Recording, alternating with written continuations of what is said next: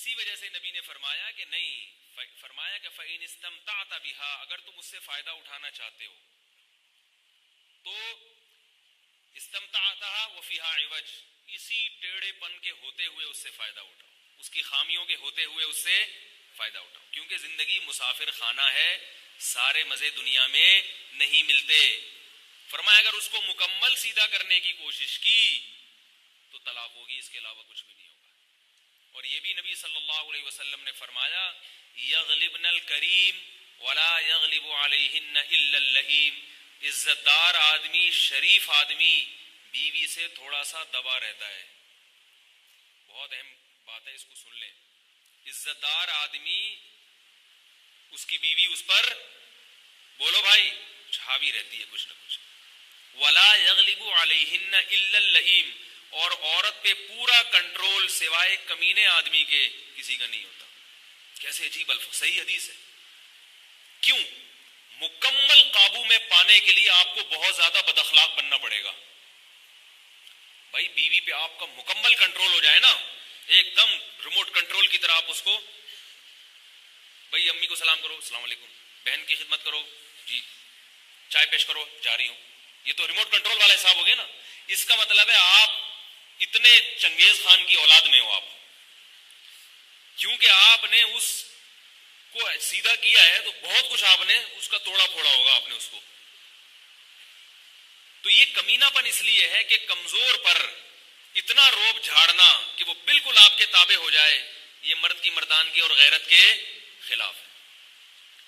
طاقتور آدمی کبھی کمزور پہ روب نہیں جھاڑتا، وہ ہمیشہ اپنے جیسے سے لڑتا ہے۔ ہمارے ایک رشتے دار تھے، بڑی پیاری بات کرتے تھے، کہتے ہیں میرا جب بھی پھٹا ہوا ہے نا اپنے آفیسر سے ہوا ہے، کبھی ماتحت سے نہیں ہوا۔ ماتحت کی غلطیوں سے کیا کرتا ہوں، یار بولو گے تو بھائی بات آگے چلے گی اللہ کی۔ ماتحت کی غلطیوں کو کیا کرتا ہوں، درگزر، کیونکہ تو میرے کنٹرول میں ہے نا، ان کو تو میں تھپڑ لگا دوں انتقام نہیں لے سکتے، ان کو میں جاب سے نکال دوں احتجاج نہیں کر سکتے۔ ان کی غلطیاں معاف کرنے کا کیا ہے، مزہ ہے، ان کی غلطیاں معاف کرنے میں مزہ ہے۔ انتقام لے سکتے ہیں مگر چھوڑو یار، جانے دو، چلتا ہے۔ اب آپ گھر میں آئے، آپ نے بیگم سے کہا اس ٹائم کھانا چاہیے، کھانا نہیں ہے، آپ تھپڑ بھی لگا سکتے ہیں، وہ بیچاری کہاں جائے گی، آپ گالیاں بھی دے سکتے ہیں۔ آج کل تو ماں باپ بھی قبول نہیں کرتے، بیٹی جائے نا شوہر کے گھر سے بھاگ کے، ماں باپ کہتے ہیں چلو واپس، چاہے وہ جتنی مجبور کیوں نہ ہو۔ یہ بھی غلط ہے بھائی، اگر بہت مجبور ہے تو ماں باپ کو ایسے نہیں کرنا چاہیے کہ بس اب ہم نے رخصتی کر دی، اب جاؤ دفعہ ہو۔ ایسے کیسز آتے ہیں، شوہر سگریٹ سے جلا رہا ہے، ٹارچر کر رہا ہے، ذہنی کوف دے رہا ہے اور وہ نفسیاتی بن رہی ہے، ابا کو فون کرتی، ابا کہتے ہیں بس یہاں آنے کی اجازت نہیں ہے، طلاق نہیں، ہم نہیں لے سکتے، ہمارے خاندان کی پرمپرا نہیں ہے کہ طلاق لے کے لڑکی گھر پہ بیٹھے۔ اس کے بعد لڑکی تھوڑے دنوں میں سائیکی ہو جاتی ہے، پاگل ہو جاتی ہے، اور پتہ نہیں کیا کیا ہونے لگتا ہے اس کے ساتھ۔ تو ماں باپ کی ذمہ داری، بھائیوں کی ذمہ داری جیسے یہ ہے شادی کرنا، تو شادی کے بعد بھی خبر گیری کرنا کس کی ذمہ داری ہے؟ تبھی تو سالوں کو اچھا نہیں سمجھا جاتا، کیونکہ وہ بہنوں ہی سے پوچھتے رہتے ہیں ہاں بھائی خیریت سب ٹھیک۔ تو یہ بھی ذمہ داری ہے نکاح کے بعد بھی لڑکی کے بھائیوں کی کہ اگر اس کے ساتھ سسرال میں ظلم زیادتی ہو رہی ہے تو وہ اپنے گھر کے دروازے کھول کے رکھیں کہ بھائی رہو عزت کے ساتھ، خامخواہ میں اس کو پن نہ کریں کہ وہ طلاقیں لینا شروع کرے، لیکن اس کے لیے کہیں کہ بھائی دیکھو گزارا کرو، حتی الامکان شریف عورت اپنے شوہر کی خامیوں کو برداشت کرتی ہے اور حتی الامکان گھر بسانے کی کوشش کرتی ہے۔ بالکل اگر ناقابل برداشت معاملہ ہو جائے تو پھر قرآن نے بھی کہا ہے کہ علیحدگی اختیار کرو، پھر علیحدگی کے لیے اس کو گھر کے دروازے بولو بھائی کھول کے رکھیں، کیونکہ ایسے کیسز آ رہے ہیں کہ دروازے بند کر دیتے ہیں ماں باپ، اس کے بعد پھر وہ کبھی گھر سے بھاگ رہی ہے، کبھی کیا کر رہی ہے، کبھی دوسرے مردوں سے ناجائز تعلقات پیدا ہو جاتے ہیں اس کے، ایسی، یہ سب غلط ہے۔ یہ خوب یاد رکھو، جہاں طلاق شریعت میں ناپسندیدہ ہے وہیں سخت مجبوری میں طلاق نہ دینا ناپسندیدہ ہے اور طلاق نہ لینا ناپسندیدہ ہے۔ یہ آیتیں ہم ممبر پہ بتاتے ہوئے بھی ڈر لگتا ہے کہ لوگ غلط مطلب نہ لیں۔ دیکھو قرآن مجید میں اللہ کا ارشاد ہے کہ میاں بیوی محبت سے رہیں، وَإِنْ خِفْتُمْ شِقَاقَ بَيْنِهِمَا، کتنے سٹیپ بیان کیے ہیں قرآن نے، میں جلدی جلدی وہ سٹیپ بتا دوں تاکہ بات چلیے تو کمپلیٹ ہو جائے۔ قرآن مجید نے کیا بیان کیا، وَإِنْ خِفْتُمْ شِقَاقَ، بلکہ قرآن نے پہلے کیا بیان کیا، سب سے پہلے تو بیان کیا کہ بھائی مکمل سیدھا دنیا میں بولو بھائی کوئی نہیں ہوتا، برداشت کرو. برداشت والی پالیسی کہ بھائی خوبیاں زیادہ ہیں خامیاں کم ہیں, چلاؤ گزارا چلاؤ, دنیا مسافر خانہ ہے, چلاؤ گزارا.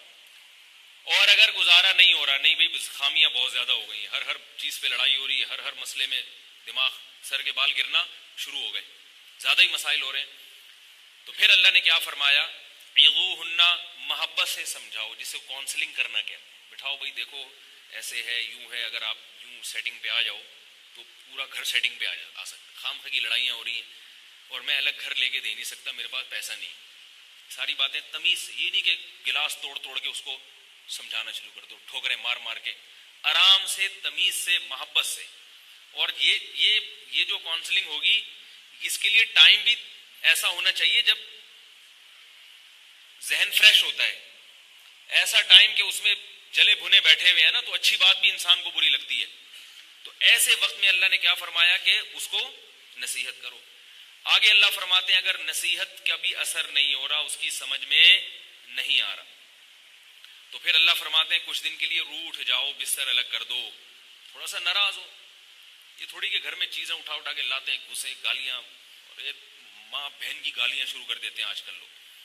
تو اللہ کیا فرما رہے ہیں, بستر الگ کر دو, ناراض ہو جاؤ تھوڑے دن کے لیے. اس سے بھی فائدہ نہیں ہو رہا, بات بڑی ڈھیٹ ہوتی ہے, اس سے بھی فائدہ نہیں ہو رہا. وَضْرِبُوهُنَّ, تو ہاتھ بھی اٹھا سکتے ہو. وَضْرِبُوهُنَّ, ان کو مارو, لیکن مارنا جانوروں کی طرح پیٹنے کی اجازت نہیں ہے, چہرے پہ نہ مارا جائے. تو ہاتھ اٹھانے کی اللہ نے اجازت دی ہے, یہ قرآن میں منصوص ہے. اس کو عورت پہ ظلم سمجھنا غلط ہے, کیونکہ ہر عورت کے بارے میں نہیں ہے یہ. جو عورت اتنی ڈھیٹ ہے, پہلے تو اللہ نے کیا فرما دیا کہ مکمل خامیاں صحیح نہیں کرو, بس گزارا چلاؤ. بہت زیادہ ناقابل برداشت معاملہ ہو رہا ہے تو پھر نصیحت ہے, اس سے فائدہ نہیں ہو رہا, بستر علیحدہ کر لیا, اس سے فائدہ نہیں ہو رہا, اعتدال کے ساتھ ماریے. مارنے کی اجازت کیوں دی؟ گوروں کے ہاں مارنے کی اجازت نہیں ہے, تو نتیجہ کیا نکلتا ہے, پھر طلاق ہوتی ہے. عورت پہ ہاتھ اٹھا لینا ایسی سخت مجبوری میں, اس کا فائدہ یہ ہوتا ہے کہ طلاق تک نوبت نہیں پہنچتی, کیونکہ طلاق کے بعد عورت کو اور مرد دونوں کو نقصان زیادہ ہوتا ہے. اور دوسری, مرد کی فطرت ہے کہ جب بھی وہ اپنا غصہ نکالتا ہے نا, اس کو بعد میں ندامت کا احساس ہوتا ہے. یہ اللہ نے مرد کی فطرت بنائی ہے. حکیم الامہ مولانا اشرف علی تھانوی رحمہ اللہ تعالیٰ نے بہشتی زیور میں لکھا ہے, عورتوں کو نصیحت کی ہے کہ میاں صاحب کو جب غصہ آئے اور وہ اول فول بک رہے ہوں, تھوڑی دیر کے لیے برداشت کر لو, جب اس کا غصہ ٹھنڈا ہوگا اس کو خود بخود ندامت ہوگی. آج کل یہ چیزیں اسکولوں میں بھی نہیں بتائی جاتی, یونیورسٹی میں بھی نہیں بتائی جاتی, یہ تو مذہب نے بتائی ہے نا. یہ چیزیں بزرگ لوگ کہہ کر گئے ہیں, تو کوئی تو وجہ ہوگی. ہوتا کیا ہے کہ مرد کو جب غصہ آیا ہوا ہے, اس نے کچھ سنائی تو بیگم صاحبہ بھی آگے سے اینٹ کا جواب پتھر سے, تو پھر اس کو مردانگی کے خلاف سمجھتا ہے, اور معاملہ کیا ہو جاتا ہے, وہ بگڑ جاتا ہے. تو عورت تھوڑی دیر کے لیے, مردوں کی طبیعت میں اللہ نے غصہ رکھا ہے, اس کی پھر ایک میرا بیان ہو چکا ہے کیوں رکھا ہے. یہ پخروٹی ہوتے ہیں تھوڑے سے, مرد جو ہے نا وہ تھوڑا سا بد اخلاق ہوتا ہے, یہ اللہ نے بنایا ہے اس کو. شیر ہے نا جنگل کا, بھائی جنگل کا شیر دھاڑ دھوڑ تو کرتا رہے گا نا, وہ تبھی تو شیر ہے.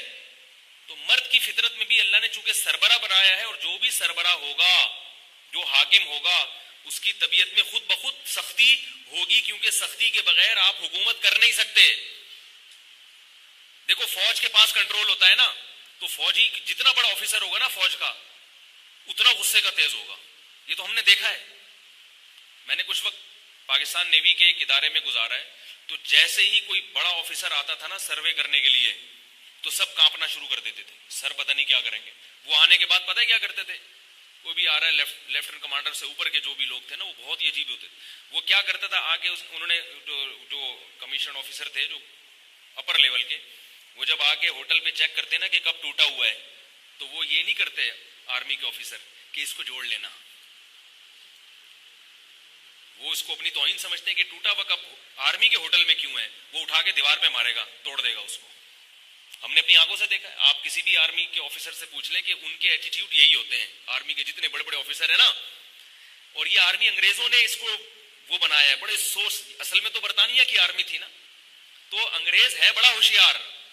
اس نے برطانیہ میں جب آرمی بنائی تو اس نے یہ اصول اور ضابطے بنائے کہ جتنا بڑا آفیسر ہوگا وہ اتنا ہی پخروٹی ہوگا, کیونکہ جتنا غصے کا تیز ہوگا ماتحت پہ کنٹرول اتنا ہی اس کا زیادہ ہوگا. لوگ ڈریں گے کیونکہ جنگ میں روب کی ضرورت ہے. ورنہ اب کیا ہے کہ جیسے ہی کوئی بڑا آفیسر سروے کے لیے آئے گا, سارے ہوٹل والے کانپنا شروع, یار یہ ٹوٹے ووٹے کپ چھپا دو, نئے نئے کپ خرید کے نا اچھا اس کو, کیونکہ روب ہے تو کام ہو رہا ہے نا.